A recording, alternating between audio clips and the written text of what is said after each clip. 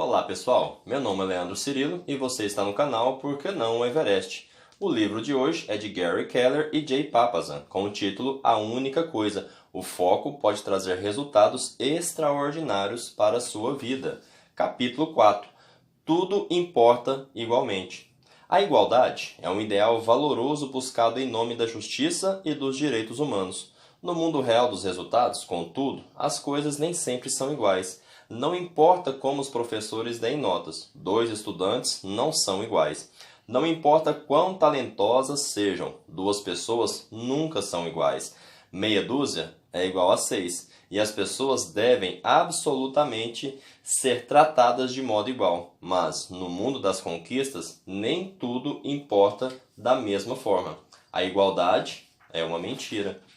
Compreender isso é a base de todas as melhores decisões. Então, como decidir? Quando você tem muito a fazer no dia, como decide o que priorizar?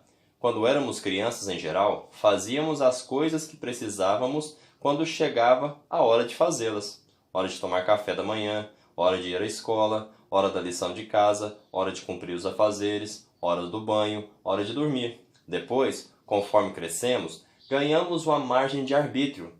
Você pode sair para brincar se terminar sua lição de casa antes do jantar. Mais tarde, por sermos adultos, tudo ficou arbitrário. Tudo virou escolha nossa. E, quando nossas vidas são definidas por nossas escolhas, a questão mais importante é como fazer boas escolhas. O complicado é que, quanto mais o tempo passa, parece que mais coisas do tipo simplesmente têm que ser feitas se acumulam. Atarefados demais, ocupados demais, compromissados demais, sempre atrasados, torna-se esmagadoramente nossa condição coletiva. É aí que a batalha pelo caminho certo fica duro e frenética. Sem uma forma clara para tomarmos decisões, retornarmos às maneiras conhecidas e confortáveis de decidir o que fazer. Como resultado, selecionamos atropeladamente estratégias que enfraquecem nosso sucesso. Pimboleando ao longo do dia, feito um personagem confuso do filme B de terror, acabamos correndo escada acima quando deveríamos, ao contrário, escapar pela porta da frente. A melhor decisão é trocada por qualquer decisão, e o que deveria ser progresso simplesmente vira uma armadilha. Quando tudo parece urgente, é importante, tudo parece igual. Ficamos ativos e ocupados, o que não nos leva de verdade para mais perto do sucesso, e super ocupados raramente damos conta dos negócios. É como Henry David Thoreau disse, não basta ocupar-se como se ocupam as formigas. A questão é com o que nos ocupamos. Nocautear centenas de tarefas implica uma substituição pobre para fazer uma única tarefa que realmente tenha significado. Nem tudo importa igualmente. E o sucesso não é um jogo vencido por quem faz mais. Entretanto, é assim que a maioria joga o dia a dia. Muito a ser feito em relação a nada. Listas de tarefas são um ícone da indústria da organização do tempo para o sucesso. Com nossos quereres e os desejos dos outros voando contra nós por todos os lados, rabiscamos tudo impulsivamente em pedaços de papel, em momentos de clareza, ou o estruturamos metodicamente em caderninhos de anotações. Pessoas que planejam o tempo reservam espaço de valor para elaborar listas de tarefas diárias, semanais e mensais. São diversos os aplicativos que levam essas listas a tiracolo nos celulares, e programas de computador as oferecem logo no menu. Parece que, aonde quer que vamos, somos encorajados a fazer listas e, embora as listas sejam inestimáveis, elas têm um lado sombrio.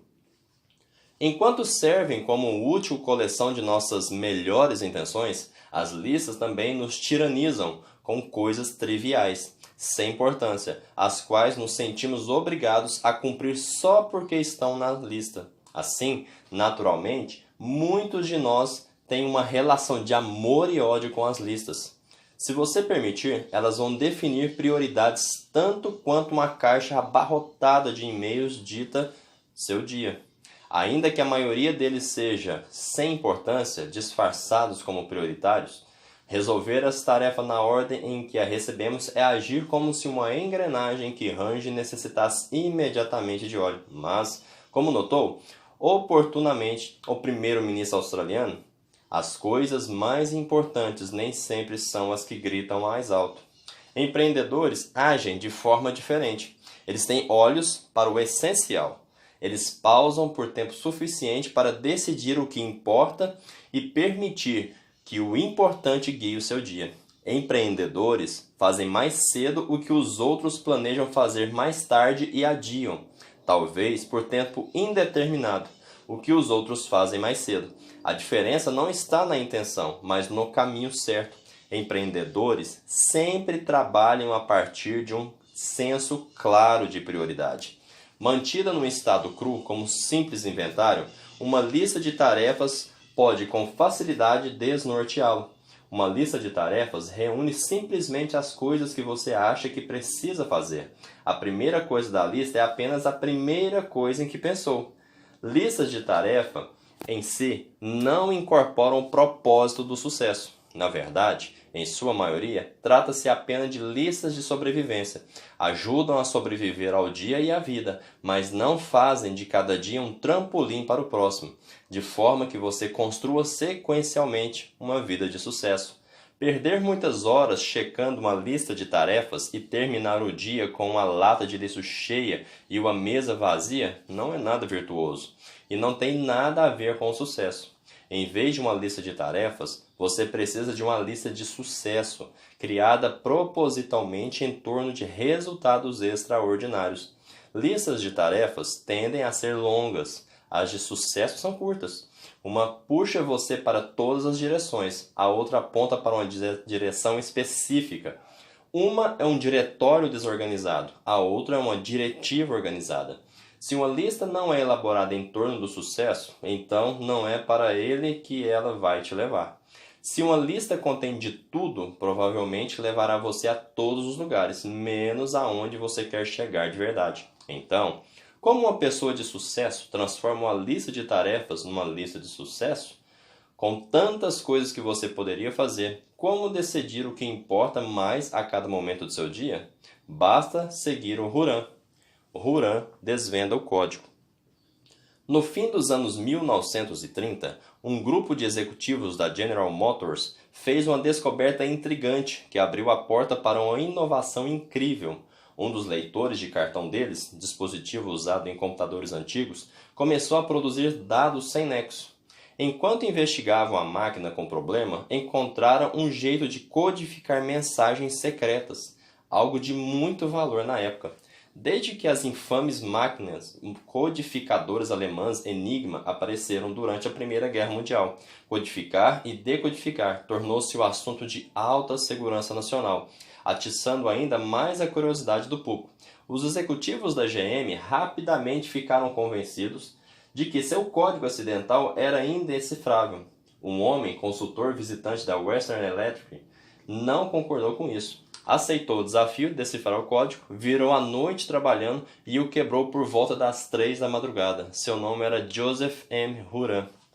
Hurã, mais tarde, citou esse incidente como ponto de partida para querer quebrar um código ainda mais complexo, realizando uma de suas grandes contribuições à ciência e aos negócios. Como resultado do sucesso que obteve, um executivo da GM o convidou para analisar as pesquisas sobre o controle salarial, que seguia uma fórmula descrita pelo economista pouco conhecido Vilfredo Pareto. No século XIX, Pareto escrevera um modelo matemático para distribuição de proventos na Itália, o qual afirmava que 80% da terra eram propriedade de 20% das pessoas.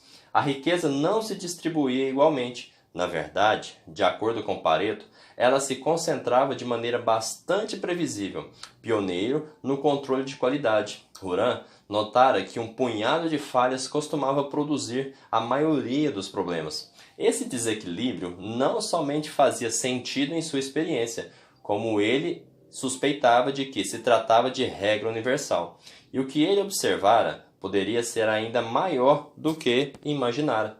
Enquanto escrevia o seu livro seminal Quality Control Handbook, Manual do Controle de Qualidade, Juran queria dar um nome curto para o conceito de poucos vitais e muitos triviais. Uma das diversas ilustrações do manuscrito foi rotulado o princípio de Pareto da distribuição desigual. Outros teriam chamado Lei de Juran. Ele preferiu princípio de Pareto.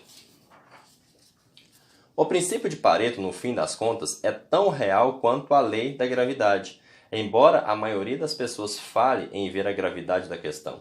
Não é apenas uma teoria, é uma certeza da natureza, provável e previsível, e uma das maiores verdades relativa à produtividade já descoberta. Richard Koch, no livro The 80-20 Principle, definiu a melhor do que ninguém.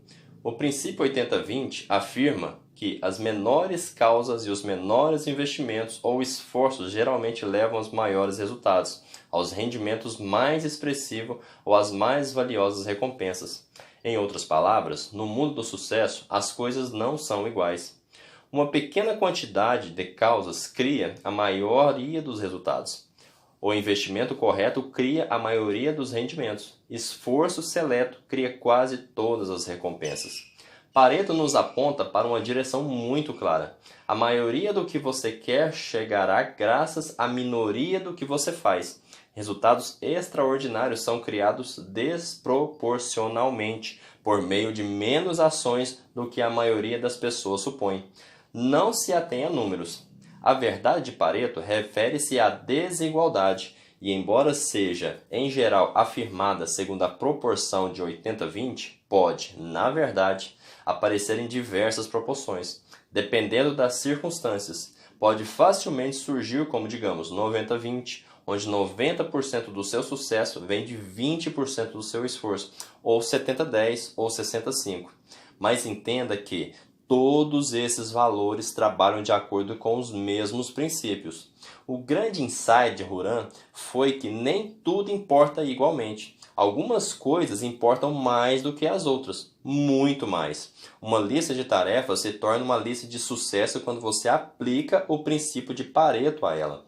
O princípio 80-20 tornou-se uma das mais importantes regras para o sucesso da minha carreira. Ele descreve o fenômeno que, como Juran, observei em minha própria vida mais de uma vez. Algumas poucas ideias me deram boa parte de meus resultados. Alguns clientes eram muito mais valiosos que outros. Um número pequeno de pessoas criava a maior parte do sucesso em meus negócios. E um punhado de investimento colocou as maiores somas em meus bolsos. Para onde eu olhava, o conceito de distribuição desigual se destacava. Quanto mais aparecia, mais eu prestava atenção nele. E, quanto mais eu prestava atenção, mais ele aparecia. Finalmente, parei de pensar que era coincidência e comecei a aplicá-lo como princípio absoluto do sucesso que ele é. E não apenas na minha vida, mas também no meu trabalho com os outros. E os resultados foram extraordinários. Pareto ao extremo. Pareto prova tudo o que estou dizendo, mas tem uma pegadinha. Ele vai mais longe o bastante. Quer ir além?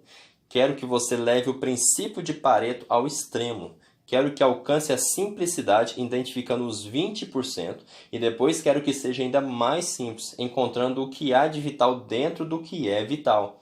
A regra de 80-20 é a primeira palavra, mas não a última sobre o sucesso. O que Pareto começou, você tem que terminar. O sucesso requer que você siga o princípio 80-20, mas você não tem que parar aqui.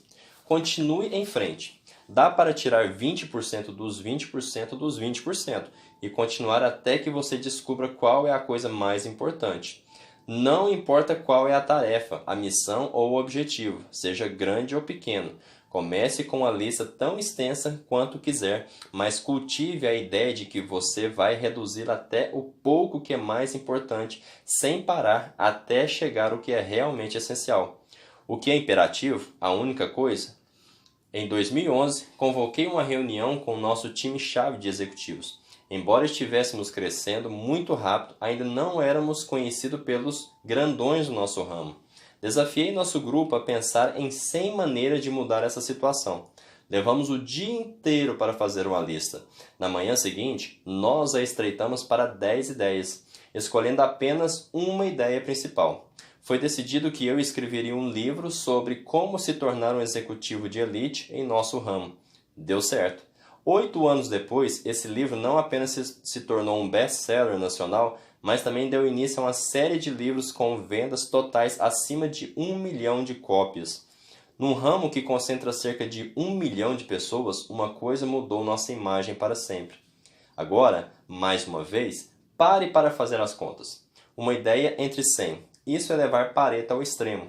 É pensar grande, mas ser muito simples. É aplicar a única coisa a um desafio empresarial de forma verdadeiramente poderosa.